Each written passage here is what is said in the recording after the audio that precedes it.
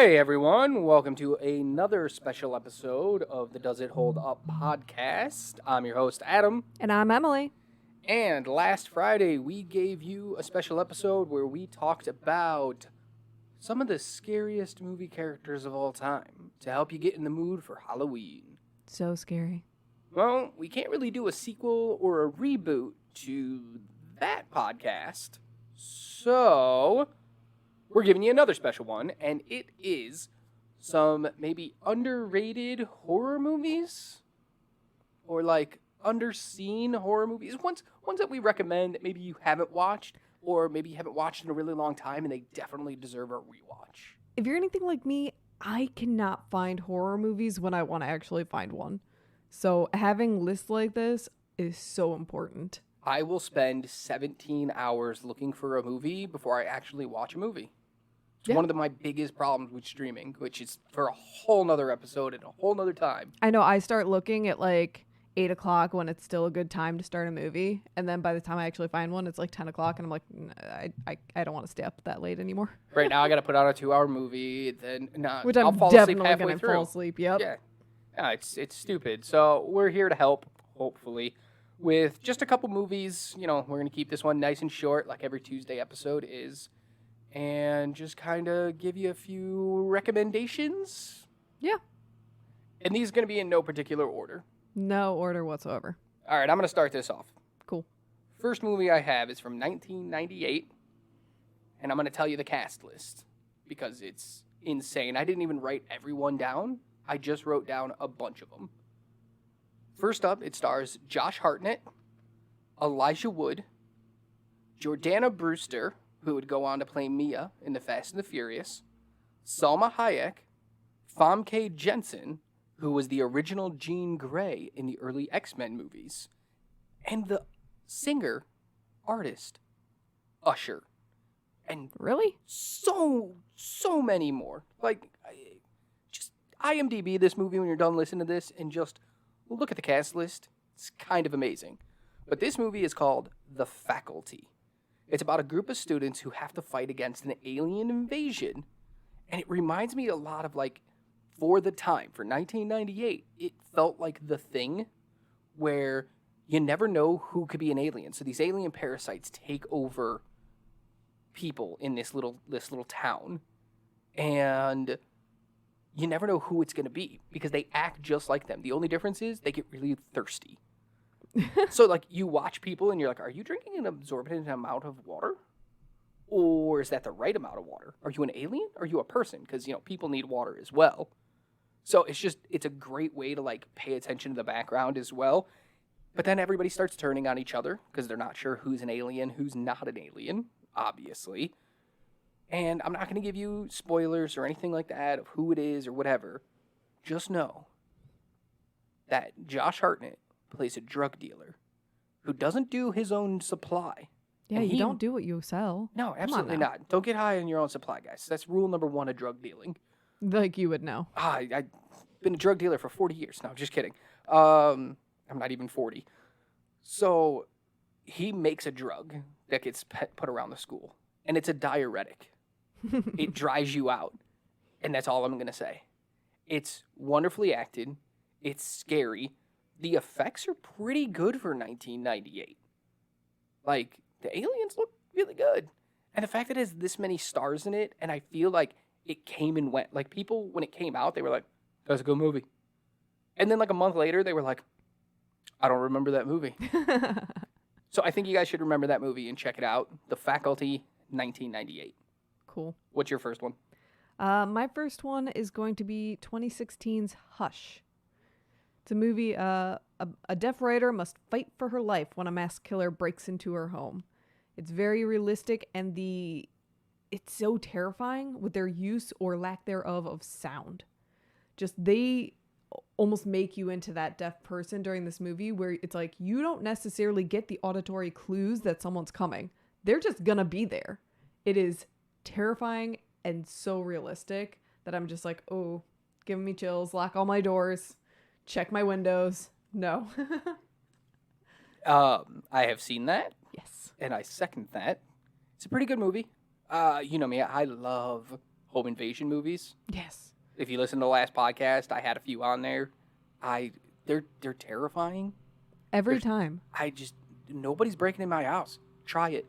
I got baseball bats everywhere. I got knives everywhere. I got weapons everywhere. My house has a weapon in like every room. Just try me. I dare you. God, it's so terrifying. And then imagine, like, you can't hear anything. This dude could break into your house and you have no idea because you can't hear it. Yep. It's crazy. Here's my advice to you guys out there listening. Don't do it. Don't go to a secluded cabin by yourself. Ever. It's never going to end well. Ever. Just don't do it. What's your next one?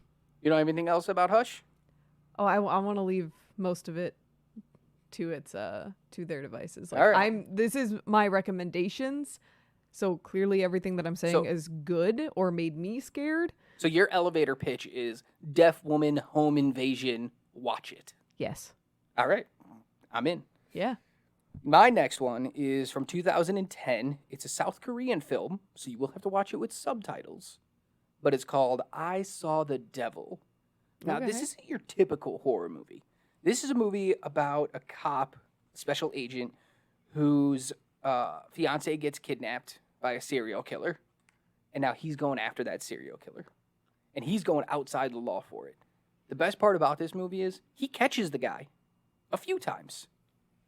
And then he tortures him. And then he releases him so that he can do it all over again. That's quite sadistic. Oh, it's so sadistic. Woo, I can talk today. It is. It's so sadistic and gruesome. Like, if you've ever seen, like, the movie Hostel and stuff where it was, like, everybody got into that torture porn for a little while. This is that, but in a way that is so satisfyingly gruesome because you want it to happen. I don't know, man. It unnerves me to my core to watch this movie. And I'm like, oh God, I don't ever want to make anybody upset again because you just don't know what people are capable of. And that's what's scary about it. True. So if you can stand subtitles, I Saw the Devil 2010, watch it. Okay. All right. Go. What do you got? That kind of leads me into my next one of 2013's Green Inferno. This is after a plane crashes in the Peruvian jungle, a group of college students are taken hostage by a tribe of cannibals. This movie is seriously a gore fest. It is so realistic and so graphic. It is almost too hard to sit through, honestly. But it gets you so on edge. You're like, oh my God, what's going to happen next? Are they going to eat this person or this person? Just, ugh. But it is so scary. So I highly recommend it. Now, is it scary because, like, what kind of scares? It's mostly about the realism and the gore. Okay. The idea that these kind of people So if you're actually looking for exist. jump scares, this ain't it. Yeah, not. If you're not looking so for much. hauntings, this ain't it. Yeah, this is that gore fest. Cover your eyes because you don't want to see what's happening kind of thing. Yes. Okay. So yeah, you good. You followed up one of my Cover Your Eyes with a Cover Your Eyes. Exactly. All right. My next movie is from 2007, another Josh Hartnett film because I'm a big fan. Once again, Dear Hollywood, put Josh Hartnett in more things. He is amazing. He deserves all the things. I love him. Big fan. So, Josh Hartnett, if you ever hear this, what's up? He's never going to hear this. No. Okay. So, this movie from 2007 is called 30 Days of Night. Now, Okay. picture this. You're in a small town of like a couple hundred people. And once a year, your town gets no sun for 30 days. And this is real. This is based on a real town Yeah. that experiences this. Isn't that like up in Alaska or something? Yeah, it's like northern Alaska. It's 30 days of perpetual night. That's already bad. Like, dude, I would just sleep all the time. It gets dark out, I'm in bed. It's over. But Seasonal now depression imagine exists. seasonal, yes. But now imagine vampires invade your town. You can't get away. You're hundreds of miles from any other town. They can't get to you quickly. And there's no sun. They're not retreating anytime soon. How do you survive that? Fire. Lots of fire. But how does it even work? Depends on if these vampires go with the whole can't go on holy ground. I mean, I don't think you could fit that many people into a single church. You can definitely But try. you can try. But I'm just saying, how are you going to get to the church? You got to go outside. And there's vampires everywhere. What are you going to do? I mean, And they could break they'll into pick your off house. a few of you, but a good portion of you would survive. That's fine. I don't have to be faster than vampires. I just have to be faster than you. Yup. And I'll be fine. So it's just like the concept's great, but like the vampires are done really well. It's really scary. You're never sure when something's going to happen, so it keeps you on edge the whole time. So yeah, no, just great movie. Turn all the lights down, get it as dark as possible in the house, and put this one on. You won't regret it. Nice. I'm going to follow up your creature feature with my creature feature of Army of the Dead from 2021. Yeah, the new one from Snyder. Zack Snyder? Did he do that one? Yeah. I don't even know. I watched some movies. I don't care who directed it. Sorry. This one is after a zombie outbreak takes Las Vegas, a group of mercenaries take the ultimate gamble to go into a quarantine zone in hopes of pulling an impossible heist. Thank you, IMDb, for that movie description, because that felt very I may ripped right from it. I may have gotten a lot of that from Google. That works. I just had to call that out. That felt a little more like Very well written. Okay, Yeah, yes. that was not necessarily in my own words. I did the whole idea where you change like one or two words so that, teachers don't catch you on it. It's not plagiarism if you change a few words. Yep, just a few. For me, this movie has, obviously zombies, but they are uniquely scary in the fact that they are intelligent and coordinated. They follow one major leader. And that just terrifies me. The idea of zombies is scary enough, but the fact that they can be coordinated, terrifying. So, not only do you get a fun zombie movie, you also get a heist movie. So if you're not like fully on board with a horror movie, this is a good one to kind of like Ease yourself into. Exactly. Makes sense. It was a good movie. I enjoyed it. Yeah, I thought it had quite a few like fun moments too. Tig Notaro is wonderful. I'd put Tig Notaro and all the things too. Josh Hartnett and Tig Notaro need to do a movie together. Yep. That's it. Done. Hollywood, get on that.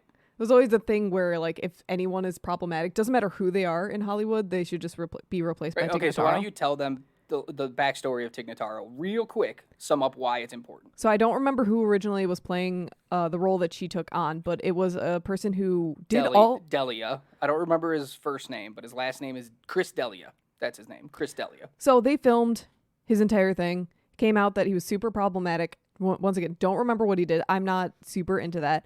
But they no longer wanted him in the film. So what they did is they went in and green screened in Tig Notaro into all the spots that he was supposed to be in. Who's a wonderful actress in her own right. She is. She nailed it. And you can barely tell. Most of the time, you can't tell at all that she's not actually there. But there's a few times that you can kind of tell. But she did fantastic. Like, she didn't even meet the other cast, really. I think she had like 2 scenes with an actual cast member. Everything else was just her and a green screen. Mm-hmm. And then they superimposed her into the film, and it works really well. And she's fantastic. So put Tig in. Every time somebody's problematic, remove them and superimpose Tig Notaro. Hey, Aquaman. Yeah. Go for Tig take Notaro. Amber Heard out. Let's get Tig Notaro. Yep. I want her Mira. to be everyone. Love it. All right. My next movie is an oldie but a goodie. Not that old. I think for most of our listeners, it might be old, but it's from 1996. It stars Michael J. Fox at the height of his powers. Ooh, okay. Directed by Peter Jackson before he would go on to wow us all with The Lord of the Rings. Mm-hmm. It's called The Frighteners. Oh, yeah. This is a great film. Now, when you first start watching it, you're going to be a little confused. Why I would recommend this as a horror movie. Michael J. Fox plays a man who helps people because he can see ghosts. Okay. He like hangs out with, like he's friends with ghosts. I mean, who wouldn't which be? Which is just crazy. But he has these ghosts go in and like haunt people, and then he goes in and removes them, and he gets paid for it. He's a con man. And it's great. You know what? That's a wonderful concept. Yeah, do it. It's great. Yeah. If you can make the money, make the money. They don't need to know. But so it's a comedy at first. And then a guy dies, and Michael J. Fox is talking to him, and the guy doesn't believe he's dead. So it's like their whole comedy shtick of him trying to get back to his wife because he won't believe that he's dead, and Michael J. Fox trying to, like, not help ghosts, but also at the same time help. And then it takes a hard turn. All of a sudden, a ghost starts killing people and other ghosts. Ooh. Like a Grim Reaper ghost. Yeah. Starts just murdering fools. And then it's like a whole cat and mouse game. And then a detective gets involved, and it takes a hard turn into, like, it will scare the hell out of you quickly. And it does it well? It does it real well. That's always good. Like, it's 'Cause I know two it's different really genres in one, and hard it's great. to do that kind of two Split. different genres Yeah. and then switching halfway through can really mess it up. But if you're saying it does it well, I'm really interested. Now, the first time I watched it, I was a little like, what the bullshit? I thought it was a comedy. But every subsequent watch, it just gets better for me because I know it's coming. So if you know it's coming, you'll be good with it. Which you kind of know it's coming since you're listening to this. Exactly. So 1996, Peter Jackson, The Frighteners, Michael J. Fox is wonderful in it. Check it out. All right. Talking about movies that are, easing people into horror, I would recommend The Fear Streets. I put an S on that because there are part 1, 2, and 3. They do have a overarching plot, but they do follow 3 different like subgenres of horror in the different films. So it's really like a love letter to horror, but it's also rather scary at the same time with great concepts. Yeah, right? Like the first one is modern horror. I believe so. Like psychological, and being then it hunted goes to down. slasher. Then it's a 1980s slasher film. Yep. And then it goes old school 1600s witch hunting. Yes. Witch stuff. Yep. You can probably skip the third one unless you need to finish the story. I didn't care for the third one as much as I cared for the first 2. I still really enjoyed it, mostly because I was invested in these characters and the overarching That's fair. story by that point. But I think it's a great little introduction to horror. It's not like super, super scary, but there are some good kills in it. And it's such... Here's such the thing. Those are based on kids' books Mm-hmm. by R.L. Stine, the Fear Street series. Yes. By R.L. Stine. So you go into it going, it's a kids' movie. Mm-hmm. Whatever. No. You're right. Some of those kills, Are gruesome. brutal. Yeah. All I'm going to say is bread slicer. Ooh. Yeah. That's all you need to know. That's all you need to know. But very good. And I think a lot of people watched them when they came out on Netflix. They're available on Netflix. Mhm. They're Netflix produced. I think a lot of people watched them and then just immediately went, okay, it's not Stranger Things. Yeah. I feel like they came out at a weird time for what they are. They came out all in the 1 year, but they came out like a couple months in between. And it was just a weird time for them to come out. I think if they were coming out It was more like over so now, summer, which was Yeah. weird. Like, yeah. just weird. But I think a lot of people should take that leap into horror with these movies. Get those kiddie horror in there. Yeah. Yeah. All right, my next one, we're going back to 2006, another foreign film from Thailand this time. It's called Shudder. There Okay. is a 2008, I want to say 2008 American remake, avoided at all costs. Do not watch that crap. That is bad. But this one's really good. So it's about a couple who start seeing weird shadows and figures in pictures that they take. Mm-hmm. And then this mystery unfolds about like what that is. And they learn that one of them, the man or the woman, one of them can't run from their past because it will always find you. And they're being haunted basically by it. Karma. Oh, karma, such big karma in this movie. There's a gut punch of a moment when you find out why what is happening. It's a literal like gut punch. Like it will suck the air out of your lungs to be like, holy, they deserve it. So you get a nice supernatural haunting along with like real world Stuff. evil, Yeah. basically. Yeah, no, it's fantastic. I won't give away the twist. Just know that a lot of people die by suicide because of things that happen in this movie. So trigger warning, if that is something that triggers you, don't watch it. Correct. Don't watch it. But if you can get through it, again, subtitled, but it is amazing. Yeah. Amazeballs. All right? Watch this. All right. Hit me with your next one. My next one is from 2015. It is Hell House LLC. This is a documentary-style found footage film about a disaster at a haunted house with unexplainable happenings, basically. For me, it's easily one of the best found footage films I've ever watched. I normally hate found footage films. I hate shaky cam, and this does it at the bare minimum. A lot of it is like hard cams that they've set up to kind of watch this haunted house as they're building it, and the scares are so creepy because they're all like, most of them are just in the background. You have to be paying attention to the background, otherwise you miss like half of what makes this movie scary. I had to walk my dog afterwards, and I was like, nope, just looking everywhere. Nope, things are gonna be turning as soon as I turn. I know it's gonna happen. That's the best kind of horror that can like affect what you're gonna do immediately after the movie. Seriously. Where, like, the movie may, like, looking back on it, you're like, meh, maybe it wasn't that scary, but in the moment, when you get that scared that, like, I gotta walk through the house and turn every light on as I go through that room, I know it was a good movie. Yeah, it's one of those moments where you have to turn the lights off and you have to, like, turn it off and run as fast as you can under your covers. And, right, like you're 7 again. Mom! Don't let the clown mannequin get me. Oh, that's so good. Love those kind of movies. Also, that is also part of a trilogy. Yeah. Hell House 1, 2, and 3. The number 1 is the best. 2 is okay. It and gets a little 3? out there. 3 definitely like goes off the rails. I still enjoyed it to a point. To finish the story. Yeah, but the first one is where the magic happens. The second 2 are kind of just like repeating. Yeah, you lost a little bit of that magic that was in the first one. Understandable. Funny that you mentioned clowns, because my next film is entitled Clown. Ooh, yes. From 2014. It's a low-budget horror movie, but it's terrifying.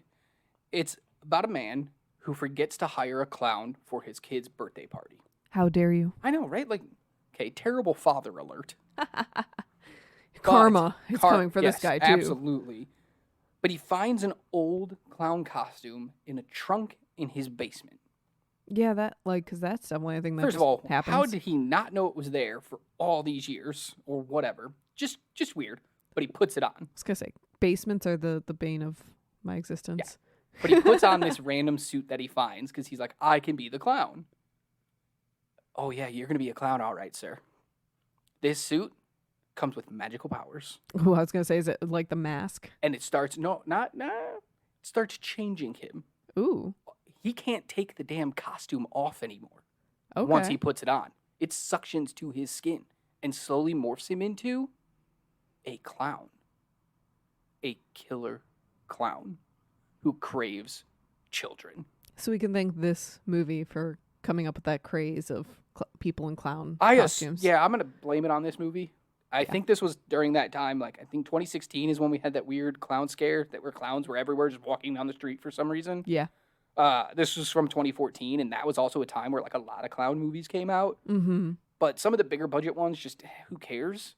This one is just so good. It feels grounded, and it's creepy. And this guy being body morphed into this weird clown is scary on its own, let alone the stuff that happens during. Honestly, some of the best horror movies are the lower budget ones. Oh, 100%. They don't have studios telling them what to do. Yeah. They just make something to be scary. And you always can tell that they like have a passion for what they're making. I feel like not every genre gets that kind of passion. Absolutely. You got any more? What do you got? I have another found footage film. How many left? 2. How many you got left? 2. Oof. Okay. Go. So this is from 2018, Butterfly Kisses. After finding videotapes about an urban legend known as Peeping Tom, this filmmaker becomes obsessed and wants to go find him. It's another decent found footage film. It has great spooky scares because it goes from the videotapes that this person found, so it's quite like realistic of finding these videotapes, seeing this Peeping Tom like start coming forward, and then it start affecting the filmmaker's life as well. So it is kind of like, hey, don't go looking at old videotapes. Scary. Sometimes there's a reason videotapes are locked away. I'm not going to say that this is that time, but I'm pretty sure it is. It's probably this one. Is that it? Yeah. Okay. I think it speaks for itself in the fact guys, that all it's right. like, That's once again, those background kind of scares that are really going to She really get you. just wants you to watch these. She doesn't want to give you anything. No. She's like, hey, here's the name of the movie, and it's about people. Now you should watch it. And it has my seal of approval. Yeah. There you go. Watch it. All right, this is my last one. This is from 2019, so a more modern one. It's called Haunt. Yeah. This one is a weird pick for me. Because, like, it's got some scares in it, but it's also, like, jokey at points and, like, gets a little off the rails. Mm-hmm. But I don't care. It was enjoyable. It's about a group of friends who end up at a weird haunted house one night where they have to, like, lock all their phones up and everything and go through, and it's supposed to be, like, the scariest haunted house that they've ever been in. Mm-hmm. But as they're going through it, all of a sudden, shit starts going south real quick, and they're being killed. Like, for real. They're getting, teased with their, like, darkest fears and stuff, and they're being tortured. And it's how do they escape?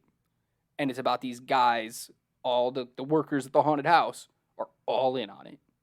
How do you get out? I know there's been a craze of that kind of horror film where it's like, it's at a haunted house, but it's actually going to kill you. But I think this one actually did it pretty well. Yeah, there was another one that I was going to put on the list called Hellfest. Mm-hmm. I don't remember what year. Same idea. They're at like a festival, like a haunted festival, and as they go through the haunted house, a guy's actually offing people and making them part of the display so nobody really knows. Like, yeah, they had a whole craze there for a while, but this one I think toes that line of like good, like really good, and then like I could probably skip this 5 minutes and not care. But the good parts outweigh the bad, which is why I'm giving it a recommendation. Yeah. All right, that was my last one. What's your last one? My last one is from 2020.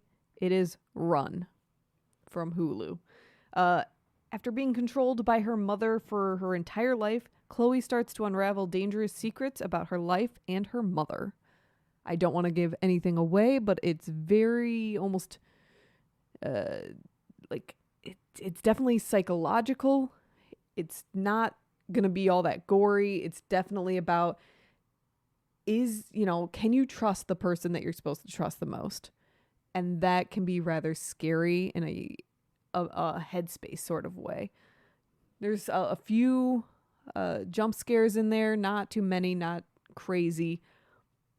But it is one I feel like people wanted to be super happy about this movie, but I feel like not a lot of people actually ended up watching this one.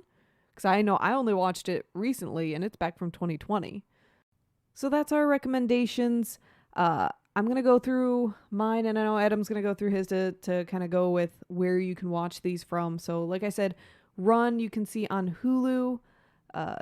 Prime Video for me has Butterfly Kisses and Hell House LLC. And then we go to Netflix for Hush, Green Inferno, Army of the Dead, and Fear Street Part 1, 2, and 3. What about you? All right, so The Faculty you can find on HBO Max. I Saw the Devil is on Hulu. 30 Days of Night, if you have Pluto TV, you can watch it there. If not, you can rent it on platforms like Vudu and Movies Anywhere. Mm-hmm. The Frighteners, Peacock, Shudder, you can watch on Vudu. You can either buy it or you can watch it free with ads. Clown is on Peacock, and Haunt, Prime Video.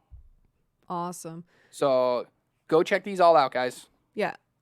These are some of our recommendations. Clearly not all of the best horror movies ever. So if you have any that we did not list and you would love to have... So if there's any we didn't list that you would like to put out there, please hit us up at the socials, which Adam will tell you. Twitter at DoesItHoldUp13. Instagram, DoesItHoldUp13. TikTok, DoesItHoldUp, _ between each word. Facebook, Does It Hold Up? And YouTube, Does It Hold Up? We use the same profile pic for every single one of our socials. So if you see the screen with the red chairs and it says, "Does it hold up?" That's us. Come follow and subscribe, share, all that good stuff. We appreciate you guys listening. We'd love to hear your recommendations. And as always, you know the drill. Keep watching movies. Bye.